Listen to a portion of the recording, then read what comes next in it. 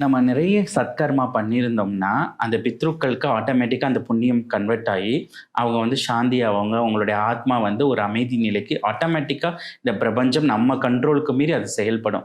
நம்ம இங்க நார்மலா தான் இருக்கோங்க இல்ல, அந்த பித்ருக்கள் வந்து அவங்களுக்கு அந்த திதி, தர்ப்பணம் இதெல்லாம் கொடுக்காமப்போ, அவங்க இன்னும் அங்கே வருத்தமா இருப்பாங்க. அதான் நாங்க சொல்வோம், முன்னோர்களுடைய ஆனந்தம் நம் வாழ்வின் ஆனந்தம். அப்படி இருக்கணும். அதனால தான் இன்னைக்கும் இந்த திதி, சம்பிரதாயம் அத விட அவங்க நினைவா சில சாப்பாடுகள் ஒரு குழந்தைகளுக்கு, அநாத ஆசிரமங்களுக்குலாம் இது நடக்குது.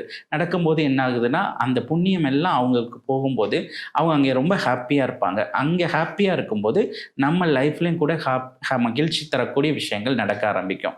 அப்ப இந்த கர்மாவையும் இந்த முன்னோர்களுடைய ஆசீர்வாதம் கனெக்ட் ஆகும்.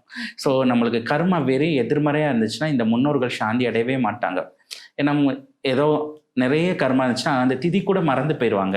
மறந்துட்டு நேத்தே திதி முடிஞ்சிருச்சு, இப்பதான் ஞாபகம் வரும்னா, அவங்க விரும்ப மாட்டாங்க. நம்மளுக்கு கர்மா நல்லா இருந்தா தான், அந்த முன்னோர்கள் கூட அந்த பூஜைகள ஏத்துக்கிருவாங்க. முன்னோர்களோட ஆசிகள நம்மளுக்கு கிரகிக்க முடியும். எல்லாத்துக்கும் இந்த கர்மாவும், முன்னோர்களுக்கும் ரொம்ப கனெக்ஷன் இருக்கு.